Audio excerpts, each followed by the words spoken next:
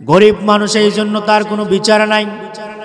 শেষ পর্যন্ত মাতাব্বরেরা পকেট গরম করে বিচারের রায় দেওয়ার কথা ছিল গরিব মানুষের পক্ষে, কিন্তু আগের দিন আগের রাত্রে পকেট গরম করে বিচারের রায়টা দিয়ে দেয় ওই গরিব মানুষটার বিপক্ষে। এমন দরবার করার মানুষ আছে না নাই বলেন?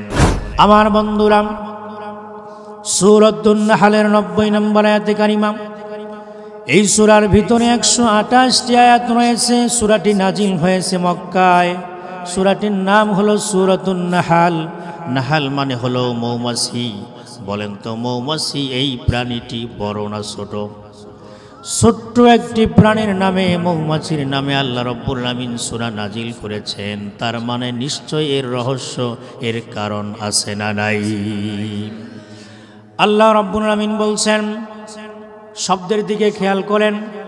ইন্না মানে নিশ্চয়, আল্লাহ মানে আল্লাহ, নিশ্চয় আল্লাহ। কথা কি বুঝতেছেন আমার?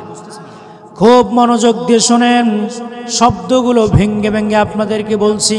কোরআন ছাড়া একটি কথাও বাইরে থেকে হবে না।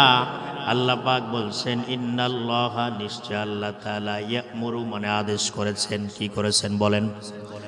কি আদেশ করলেন? বিল আদল, ন্যায় বিচার করো, ওয়াল ইহসান, সদাচরণ করো, দয়া করো, ওয়া ইতাইদিল কুরবা, আর নিকট আত্মীয় স্বজনদের হকগুলো আদায় করো। কয়টা হলো? তিনটা। কয়টা? আল্লাহ রাব্বুল আলামিন আদেশ করেছেন তিনটা। এক নম্বর হলো ন্যায় বিচার করো, 2 নম্বর হলো সদাচরণ করো, দয়া করো, 3 নম্বর হলো নিকট আত্মীয় স্বজনদের হকগুলো আদায় করো। এটা হলো আদেশ। এটা কি? কয়টা? এরপর আল্লাহ রাব্বুল আলামিন বলছেন ওয়ায়ানহা আনিল ফাহশাই ওয়াল মুনকারি ওয়াল বাগ। এরপরে আল্লাহ সুবহানাহু ওয়া তাআলা মাঝখানের ভিতরে সুন্দর করে বলেছেন, বান্দা এবার নিষেধ করলাম 3টা। জোরে বলেন কয়টা? নিষেধের প্রথম নাম্বার নিষেধ হলো ফাহশা, অসৎ কাজ।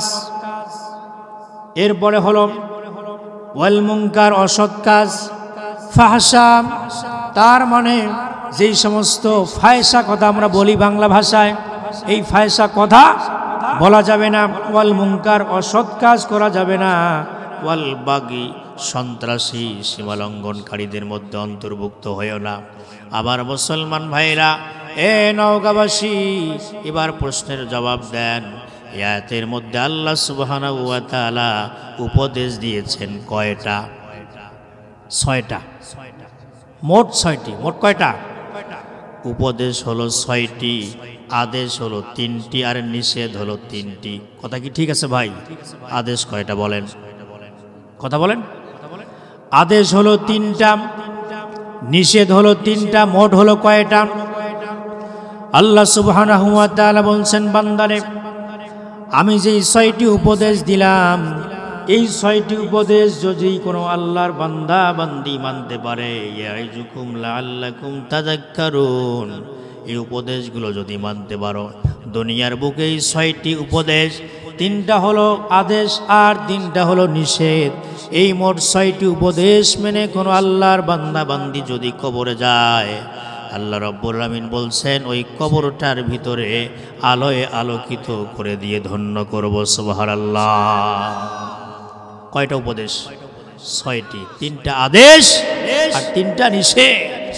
তার মানে 3টা হলো পজিটিভ আর 3টা নেগেটিভ। এই যে এখানে বাল্ব আছে না, নেগেটিভ পজিটিভ ছাড়া কিন্তু জ্বলবে? জ্বলবে না। এই জন্য 3টা যে আদেশ দিয়েছেন আল্লাহ পাক, এই 3টা ধরতে হবে, এটা করণীয়। আর যেই 3টা নিষেধ করেছেন এটা ছাড়তে হবে, এটা বর্জনীয়। 3টা ধরো আর 3টা ছাড়ো।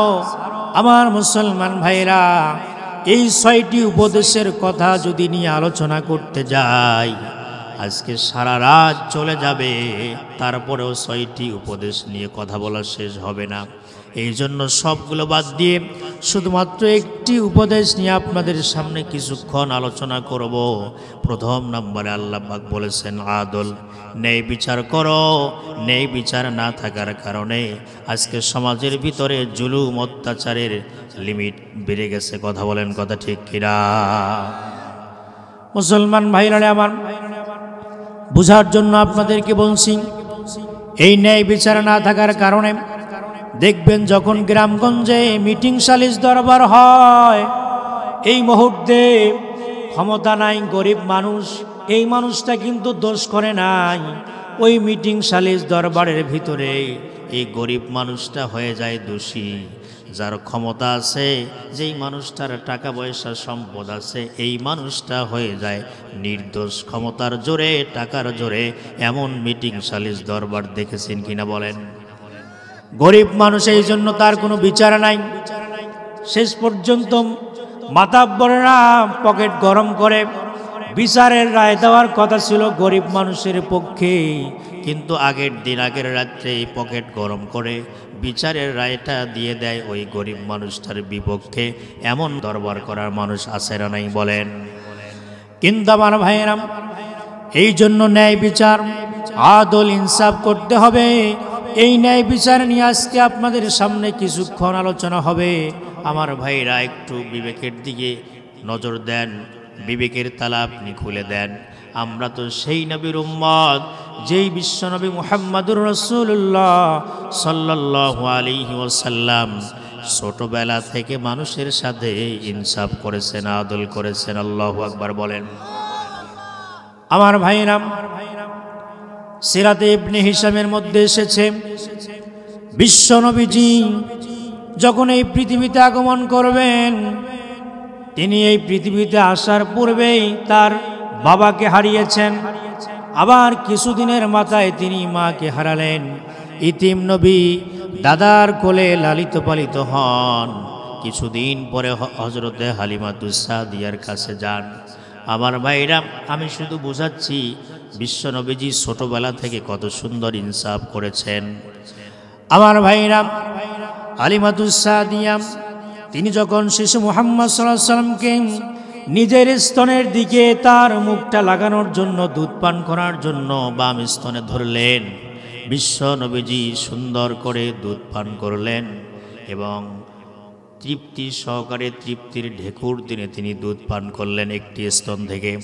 বাম দিকের স্তনে দুধ পান করানোর পর হালিমাতুস সাদিয়া এবার শিশু মুহাম্মদ সাল্লাল্লাহু আলাইহি ওয়াসাল্লামকে ডান দিকের স্তনে মুখ লাগানোর জন্য বারবার চেষ্টা করেন, কিন্তু আমার ভাইরা, শিশু মুহাম্মদ সাল্লাল্লাহু আলাইহি ওয়াসাল্লাম তার চোখের ইশারায় বোঝাতে চান, মারে, এই বাম দিকের স্তনের দুধ পান করে আমি তৃপ্তি সহকারে পান করেছি, আলহামদুলিল্লাহ, কিন্তু আমি ডান দিকের স্তন থেকে আমি দুধ পান করতে পারবো না। এটা আমার দুধ ভাই আব্দুল্লাহর হক, আমি নষ্ট করতে পারবো না। এই জন্য একটি স্তন থেকে দুধ পান করার পর আমি আলহামদুলিল্লাহ আমি তৃপ্তি সহকারে পান করেছি। আরেকটি স্তন থেকে পান করবে আমার দুধ ভাই আব্দুল্লাহ। চিৎকারে মেরে বলেন আল্লাহু আকবার। শিশু মুহাম্মদ সাল্লাল্লাহু আলাইহি ওয়াসাল্লাম তিনি তো কথা বলতে পারেন না, চোখের ভাষায়, চোখের ইশারায় তিনি বোঝাতে চান, আমি এই পৃথিবীতে মানুষের হক নষ্ট করার জন্য আসি নাই, মানুষদের উপর আমি জুলুম করার জন্য আসি নাই, মানুষকে মানুষের অধিকার ফিরিয়ে দেওয়ার জন্য এসেছি। আমার ভাইরা, এখান থেকে বোঝা যায় সেই নবীর উম্মত আমরা। আজকে মানুষের জমির আল ঠেলি, মানুষের অন্যায়ভাবে হত্যা করছি, মিথ্যা রায় দিচ্ছি, মিথ্যা সাক্ষী দিচ্ছি। নিজের দলের লোক হলে বিচার একরকম হয়, আর বিরোধী দলের লোক যদি দোষ করে সে বিচার কিন্তু আরেক রকম হয়। এমন বিচার সালিশ বাংলাদেশে আছে না?